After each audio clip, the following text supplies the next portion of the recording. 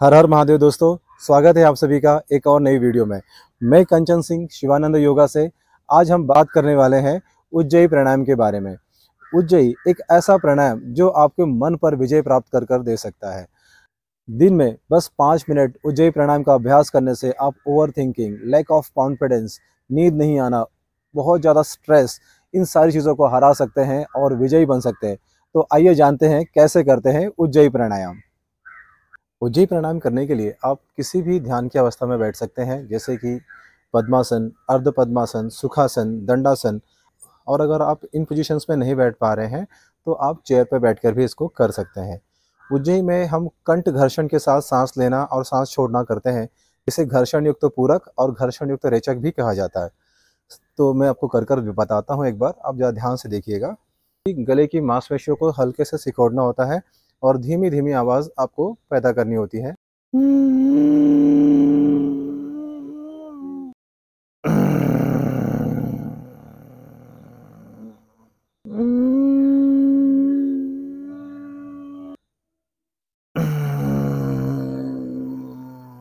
जब आप शुरू में कर रहे हैं तो शुरू में बस 10 से 15 बार करिए और धीरे धीरे इस काउंट्स को बढ़ाते चले जाइए।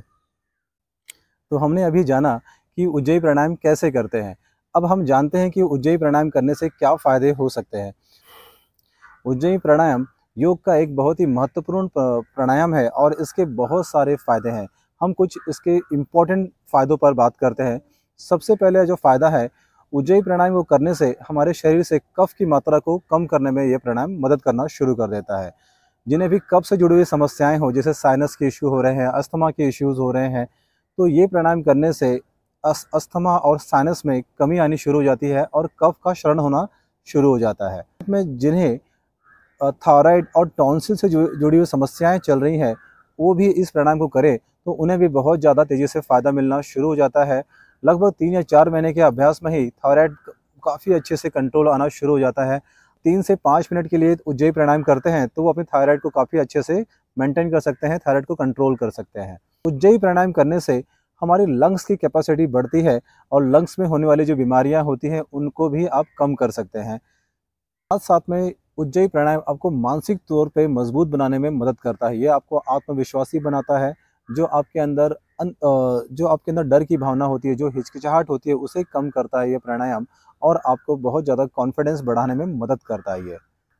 उज्जयी प्राणायाम के अभ्यास से तनाव में कमी आती है और जिन्हें नींद नहीं आने की समस्या है उनको भी इसे प्राणायाम से बहुत ज़्यादा फायदा मिलना शुरू हो जाता है।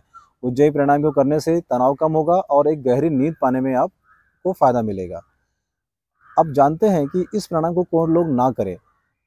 वैसे तो इस प्राणायाम को लगभग सभी लोग कर सकते हैं, पर कुछ खास बातों का ध्यान रखने की ज़रूरत है कि किसी के शरीर में अगर बहुत ज़्यादा गर्मी हो तो उसे इस प्राणायाम को ना करना चाहिए। जैसे कि बहुत ज़्यादा हाइपर एसिडिटी हो रही हो, अल्सर्स हो रहे हो, घमौरियाँ निकल रही हैं, तब आपको इस प्राणायाम को नहीं करना चाहिए।